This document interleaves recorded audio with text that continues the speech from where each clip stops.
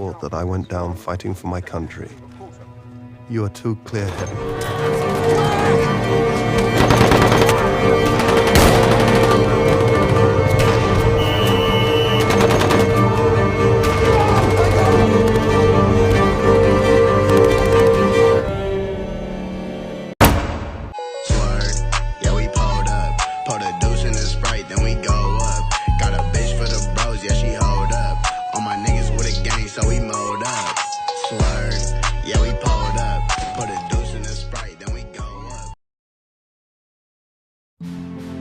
Film dimulai dengan menceritakan musim semi pada 1918.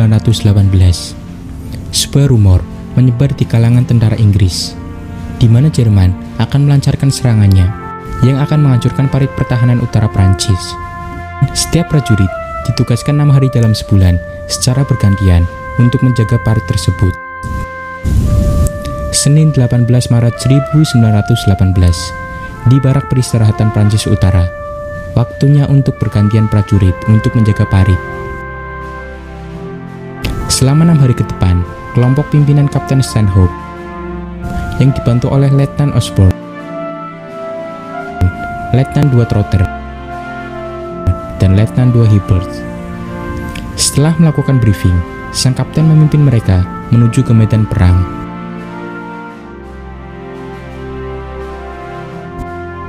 Sementara itu, Letnan 2 Relix baru saja tiba di markas tentara Inggris di Amiens, Prancis.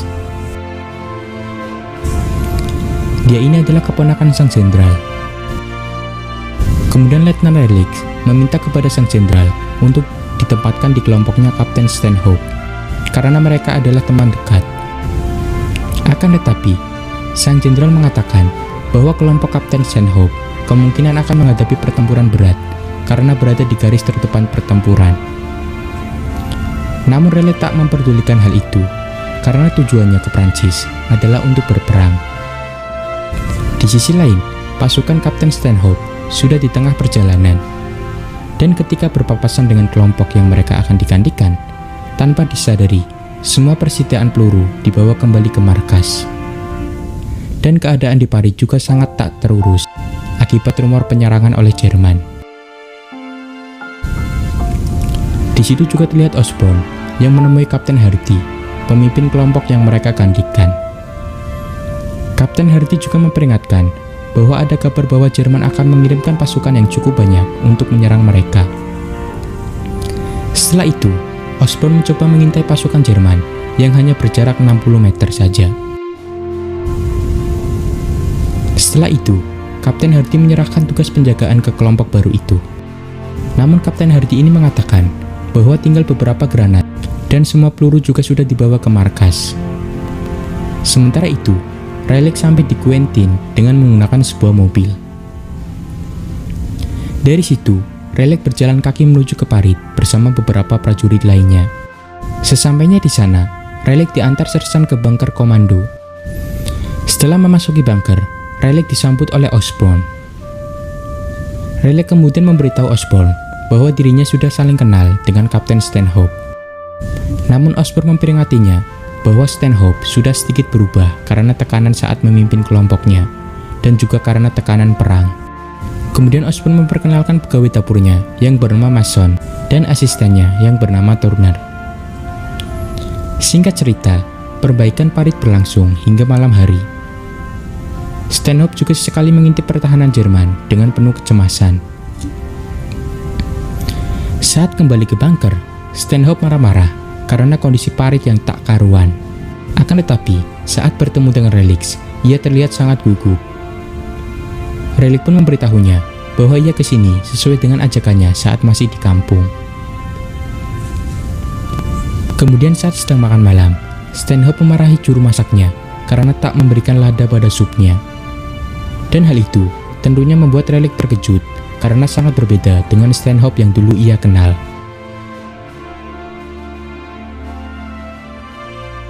Setelah itu, Turner ditugaskan oleh Stanhope untuk meminta lada ke dapur lain. Dan saat berjalan melintasi parit yang belum selesai diperbaiki, ia hampir saja game over karena tertembak oleh sniper Jerman. Sedangkan di bunker, Stanhope menyuruh Relix untuk belajar kepada Trotter yang akan bertugas mengawasi prajurit. Setelah itu, Trotter mengajarkan Raleigh cara menggunakan fire gun untuk keadaan darurat.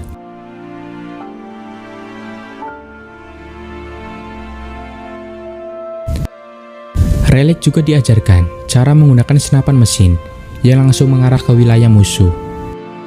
Sedangkan di bunker, Hibbert yang baru datang mengeluh kalau matanya sakit agar dibebas tugaskan.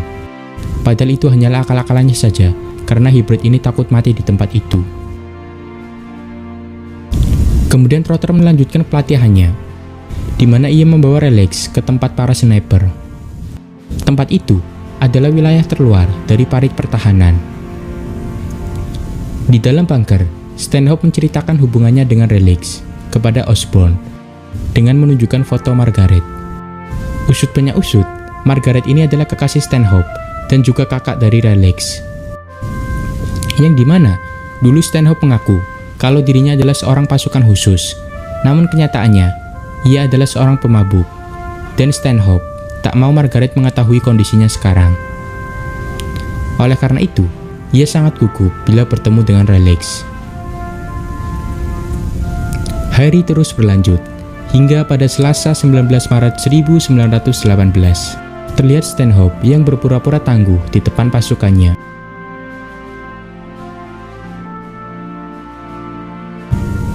Lalu ia pun diberitahu bahwa kolonel menyuruhnya untuk menghadap. Di sana Stanhope mendapatkan kabar bahwa Jerman akan melakukan serangan tepat 2 hari lagi, yaitu pada hari Kamis. Dan serangan itu tidak mungkin dibendung. Oleh karena itu, kolonel menyuruh pasukan Stanhope untuk berjuang mati-matian karena tidak mungkin memberikan bantuan dari markas. Sementara itu, di hari pertama Raleigh bertugas sebagai perwira muda, dia masih terlihat sangat gugup dalam menjalankan tugasnya. Dan saat sedang sarapan, Osborn bercerita kalau dirinya adalah mantan kepala sekolah dan juga mantan pemain timnas Inggris. Setelah itu, Raleigh meminta izin untuk menulis surat yang akan dikirimkan kepada Margaret. Dan saat Stanhope kembali ke parit, ia langsung memberitahu Osborn dan Trotter apa yang akan terjadi. Selain itu, markas juga menyuruh untuk memasang kawat berduri untuk meningkatkan pertahanan. Dan ketakutan yang dialami Stanhope membuat ia berhalusinasi, di mana ia melihat cacing yang keluar dari dalam bunker. Dan untuk mengatasinya, ia pun harus meminum alkohol.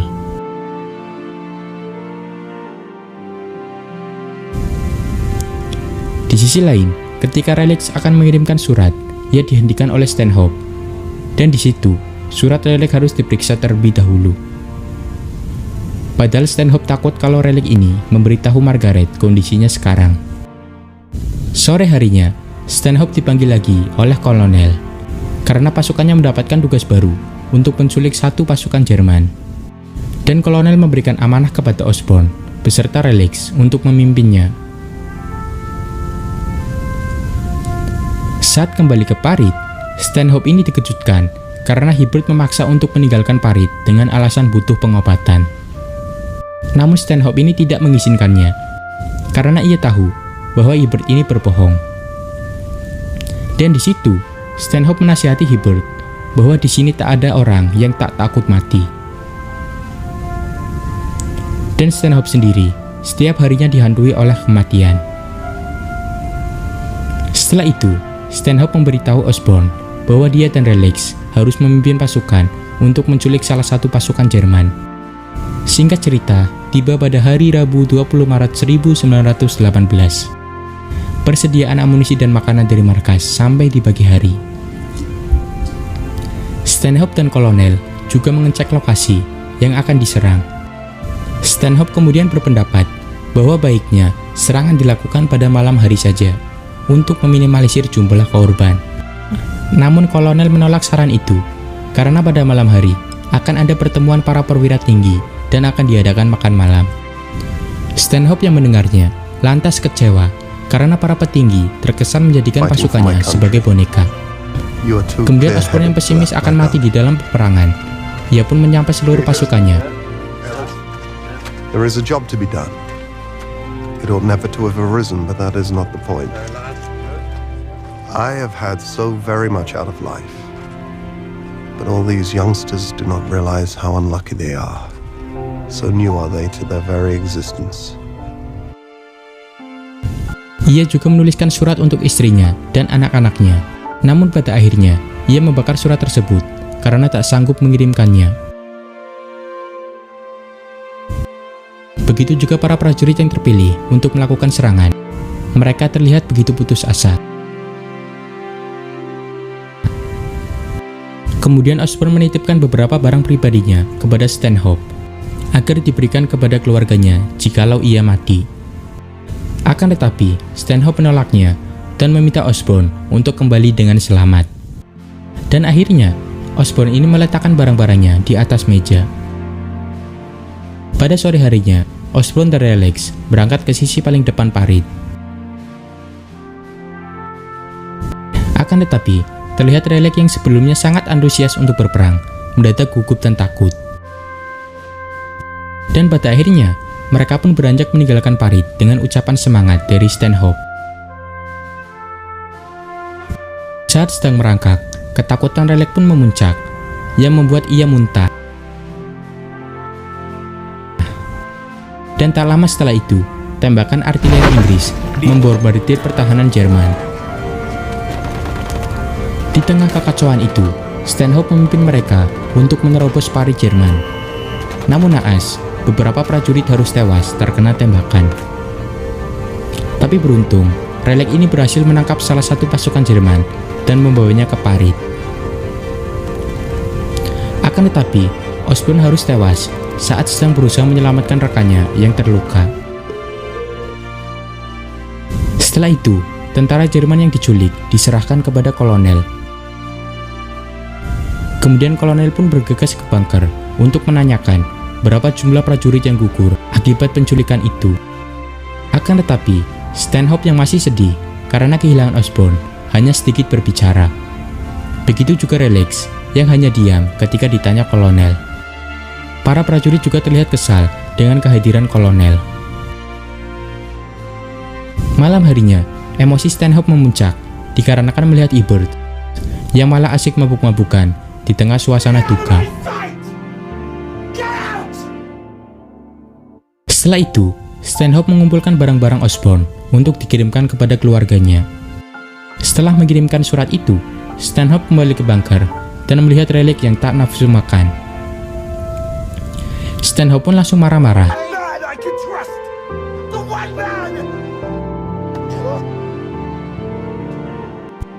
Stanhope marah dikarenakan dirinya stres karena ia tak bisa melindungi para prajuritnya. Dan ia juga malu dilihat oleh adik dari wanita yang dicintainya. Kamis 21 Maret 1918. Terlihat kawat berduri sudah terlihat kokoh terpasang. Semua orang di parit juga sudah bersiap untuk menghadapi serangan tentara Jerman. Tak terkecuali juga para koki yang ditugaskan untuk berperang juga. Stanhope juga terlihat bergabung dengan para prajuritnya. Di situ terlihat wajah-wajah penuh kecemasan dari semua prajurit.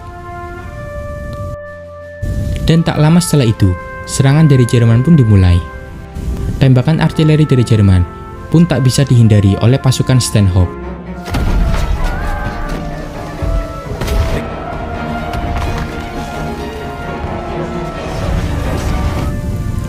Kemudian terlihat Raleigh yang terkena tembakan di punggungnya. Dan Stanhope langsung bergegas membawanya ke bunker. Di dalam bunker, Raleigh berusaha bersikap kuat, sedangkan Stanhope sangat khawatir dengan keadaannya.